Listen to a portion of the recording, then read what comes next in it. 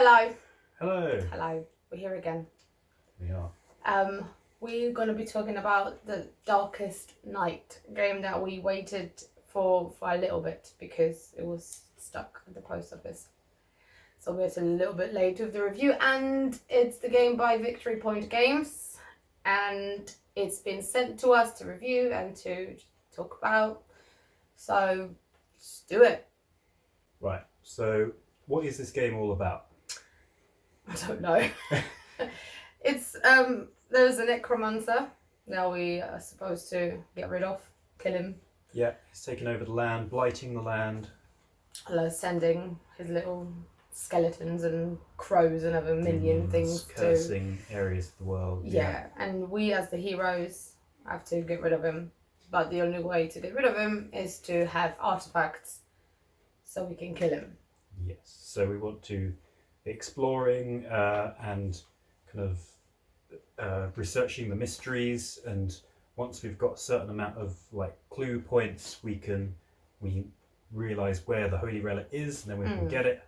Once we've got Holy Relic, we can kill him. In theory, it will be very difficult because basically you'd need to roll a 6 or something like that. But the other way you could win is to get 3 Holy Relics, but Yeah. that requires a lot of searching, getting lots of clue points, because you need 10 clue points 10 for clue each points relic. per relic, and you don't get many clue points. Yeah. In any case, it's a long game. Yeah. It's about 2 hours, maybe more if you're playing with more players. The thing is, you don't want to play with more players. No, I don't think you do. This is a solo game.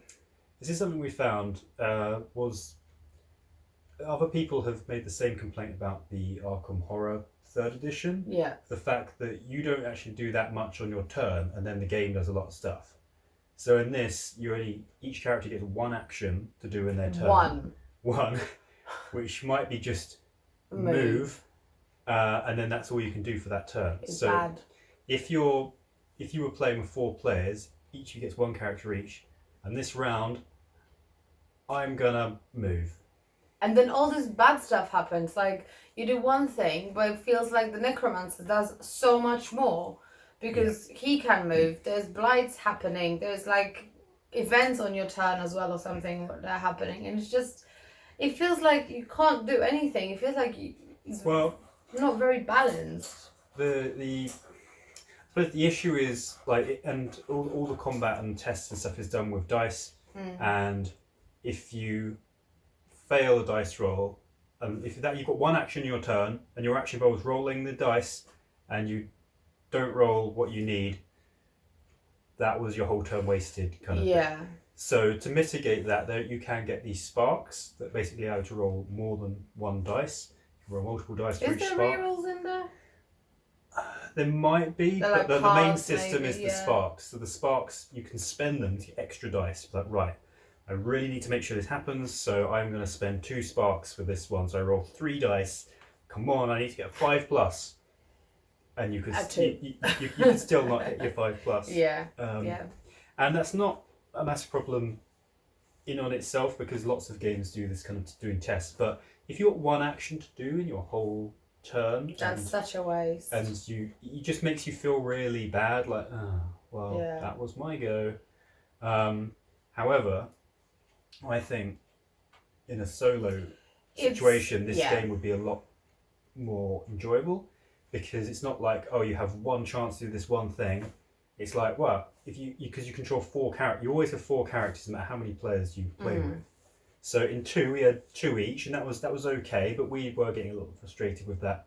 Well, this character's just going to move, or this character's going to do this test, but he fails it. But if you were playing on your own with 4 different characters, the fact that this one character couldn't do that isn't a big deal, because you've got 3 other characters that you're doing stuff with. So I think it probably is more enjoyable. There is not much narration and stuff going on in there as well. There is no story. Yeah, I mean, the events got a little bit of text on it, like one sentence. You have to use your imagination.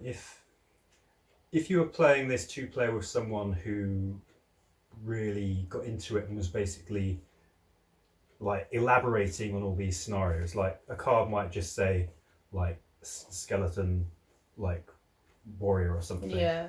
if you're playing with someone who then elaborate on that, like the skeleton warrior comes at you and is attacking you, what you're going to do, just add a bit more flavor to it, then maybe you could get a bit more into the theme.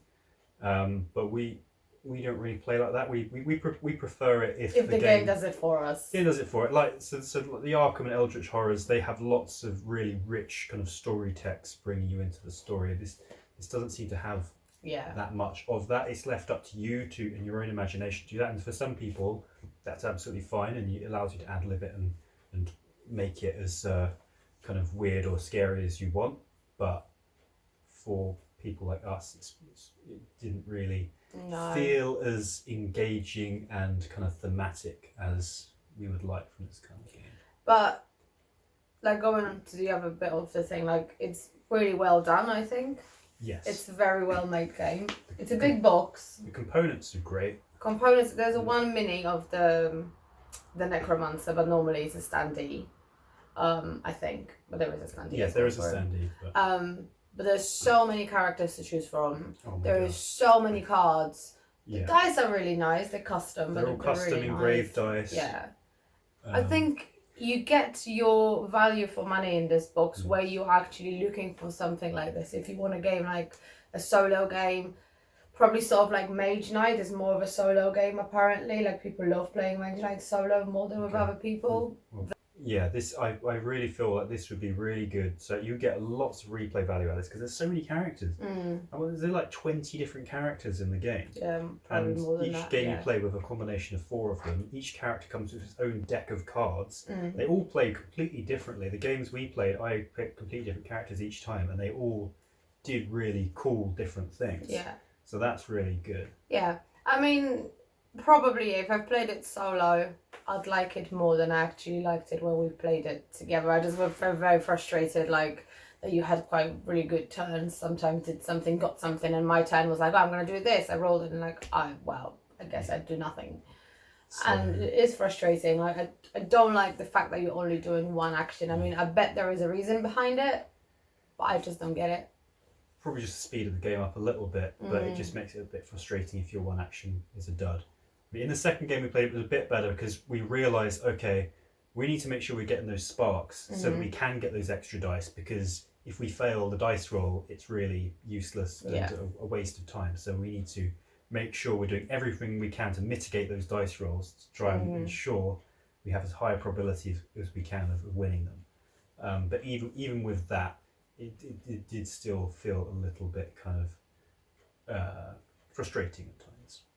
And it was too long for me, I think, as well. Like, if I want to play a two-hour game, I want to have this atmosphere, I want to have the game doing it for me, like, and be, like, immersed into this game. This was just sort of, I was doing things, but I wasn't, like, you weren't engaged in it. No, not really. Which, yeah, for some people, they might be able to connect in with it, and in your head, you're imagining the scenarios and how it's all playing out, and that's great. But just for us, it's not. Yeah, I just didn't do it for us. I'm afraid.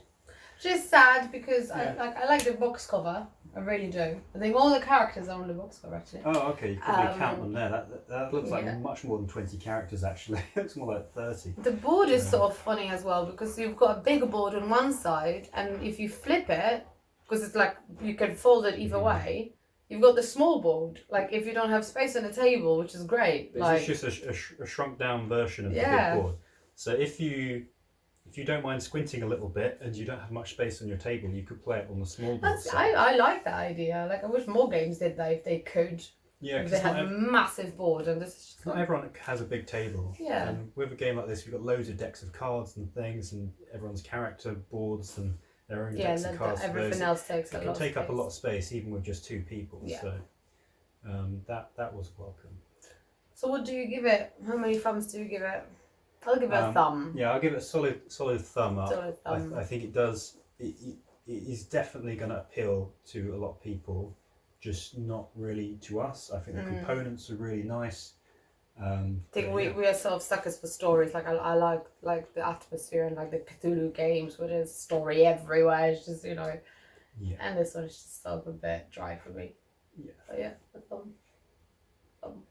There we go. That was Darkest Night. Darkest Night. Bye.